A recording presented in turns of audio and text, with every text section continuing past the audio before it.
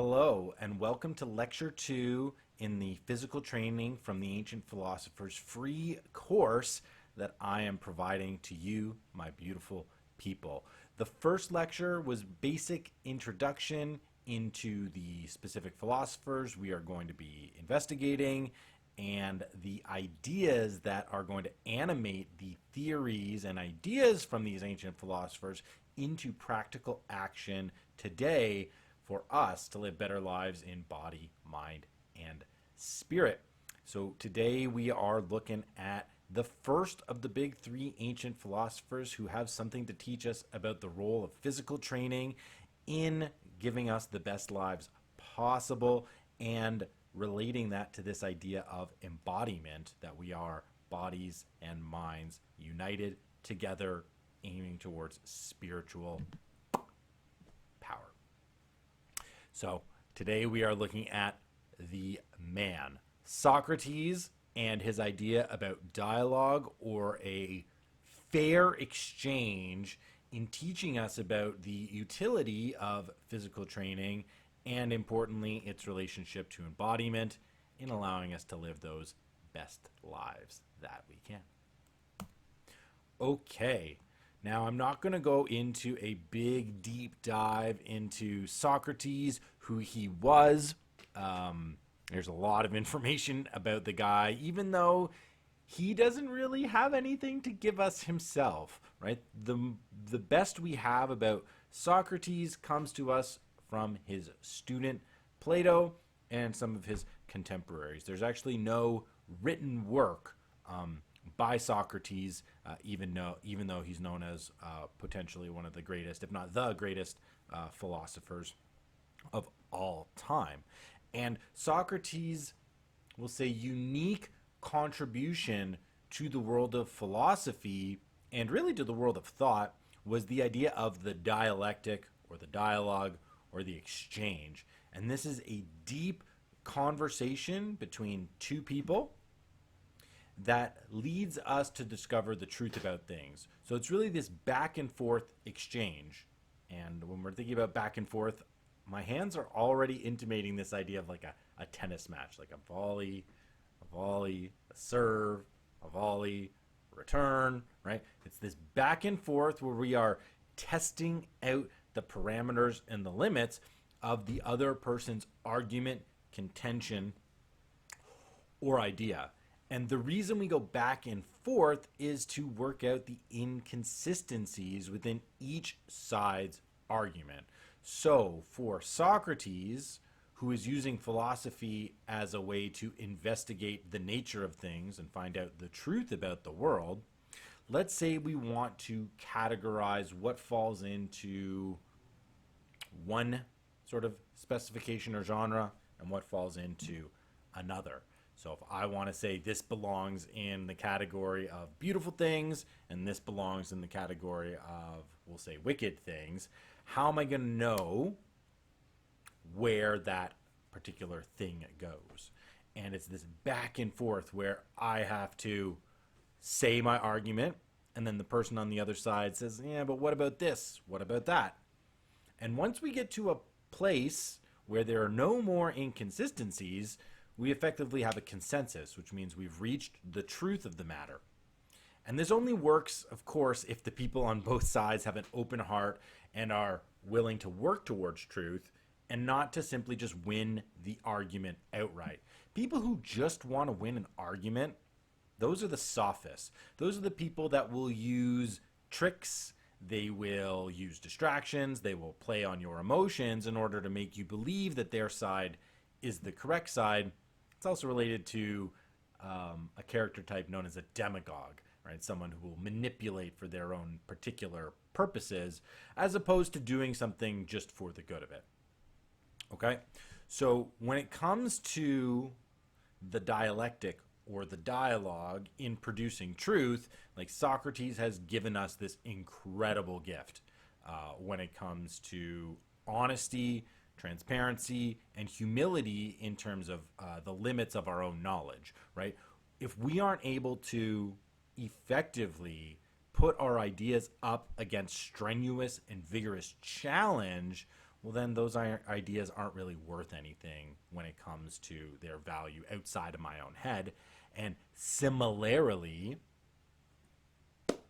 this is how it also works in sports. And we can think about it in terms of the exchange between athletic opponents or competitors in any kind of any kind of sport. Realistically, like if the Socratic dialogue or the Socratic method is a way to discern truth between two different positions, well then we apply that to the physical space where we are moving our bodies in opposition against each other within a bounded framework of rules similar to, let's say, the rules of not trying to go one up over our opponent in an intellectual capacity, right? If I'm playing a game of basketball with somebody else, we understand that we have to dribble the ball, we have to shoot the ball, we have to pass, right? We can't just make up the rules and not submit both of ourselves in terms of the opponents to one side or the other, right? So when we're talking about this back and forth between competitors in sport, it only works if there's a solid foundation of truth, which means sort of like fidelity to the rules. And Socrates himself understood this because he was a wrestler, and he was famous for being a wrestler, and a lot of his analogies about, searching for truth or struggling with truth in a dialogue, he talks to us in wrestling terms as well. And really, what binds philosophy and sport as these branches of activities that allow us to search for truth and find like meaning and purpose is that the challenge brings out our best performance. So if I'm doing a philosophic debate with somebody, I got to prepare. I have to ensure that my arguments are tight, that I've got the evidence, and that I'm also able to challenge and poke holes in the opposing argument if I find them. And it's obvious how a competition will bring out the best of us if we're sort of doing it for the right reasons. We're going to be disciplined to train. We're going to be focused on execution. We're going to be preparing. We're going to be planning, right? We are going to be breaking through adversity, submitting ourselves to struggle in order so that the challenge will bring out the best possible virtues within us, right? And those virtues should be related to things like truth and honesty. Just as in philosophy, we don't really have anything of value if it's not anchored in truth or at least a fidelity to truth. So Socrates has given us this tremendous, I would say, framing of how we need to utilize physical training in our lives. We need to use it as an exchange mechanism to find out the inconsistencies about ourselves, maybe character flaws or weaknesses, not be afraid of that truth that's unearthed through the challenge, and then working to bring those weaknesses up into strengths, or at least so they aren't as weak as they were. And when we're now thinking about embodiment, right? Sport as this all-encompassing challenge. Well, it's really this deep exchange between body, mind, and spirit. The body is the place of truth. The body is the place of experience. My mind circles and swirls around with illusions and backwards rationalizations. The spirit is this kind of like amorphous, formless, oftentimes like impossible to define part of ourselves. So how is it anything like real and tangible that we can hold on to? The body, that's real. That's a corporeal reality of our existence, that we are in these bodies, that we feel the sensations of the bodies, and that we experience the world directly through them. So sport brings us into direct contact, with the deep truth of who we are, what we value, our purpose, and our meaning, because it's a place where we can't hide from the experiences of what happens to us, both in a good and in a bad sense. So when we engage our bodies in competition, we're submitting to the truth of a dialect. We're submitting to the truth of a dialogue. That could be, man against nature, man against the clock, man against man, right? We're in an exchange, we're in a contest. So when we engage our bodies in competition, right, we are igniting our minds and our spirits. We're planning, we're preparing, we're strategizing, we are reacting in real time. We're using our willpower to move us forward. Maybe if we are losing and we don't think we're gonna be able to pull out the win, but we keep trying as hard as we can, right? We use the brain to outwit our opponents. We use the spirit to fight through resistance, pain, and suffering. And in sport, our effort reveals the truth of our action. So again, it comes back to this place of internal motivation, doing things for the right reason. And when we're talking about competition in sport and linking it to that idea of searching for truth in a dialogue that Socrates has instructed us quite brilliantly that we should be endeavoring on. Pardon me? Do we want to win simply so that we can dominate the other opponent, so that we can lord ourselves over them and feel superior? Do we want to win in a contest so that we can receive the trophy, we can receive the prizes, we can receive the status? If that's our aim, then we're going to be shut out from the deeper qualities that sport can provide us.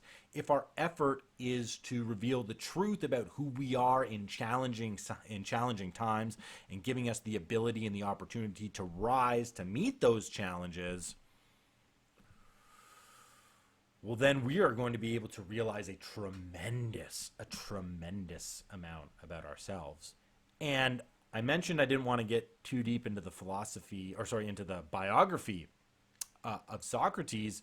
One interesting thing to note, though, is that Socrates chose to die on principle rather than submit to the expediency of effectively lying about what he was doing. So Socrates was known as the gadfly of Athens, right? And he questions. All he does is question people. He tries to get into this back and forth. And he starts going to the most powerful people in all of Athens, where he lives in classical Greece. And he goes up to the jurors and asks, hey, what's justice? Right? He goes up to the politicians and he says, hey, what's power? And they don't know. They can't even answer these questions beyond sort of like a one or two levels of depth. And Socrates effectively, and I think correctly, understands that their positions are not based on knowledge, but are simply based on status, power, and intimidation. And he starts to instruct the youth to question their elders, and especially to question the structures, the institutions, and the systems around them. Well, those in power are not a big fan of that. They charge Socrates with corrupting the youth, and they effectively say, you'll be sentenced to death unless you shut up. He does not shut up, and instead of actually submitting to a public execution, he himself, the legend goes, takes hemlock, which is like a poison, and commits a suicide, rather than stop asking questions or searching for the truth. So when we are thinking about physical training, right? When we're thinking about physical training, what's the philosophic advice from somebody like Socrates? Use the training to search for the truth that's deep inside yourself and oftentimes hidden and shrouded in illusion by the mind. Okay? I'll repeat that because it's extremely important and powerful.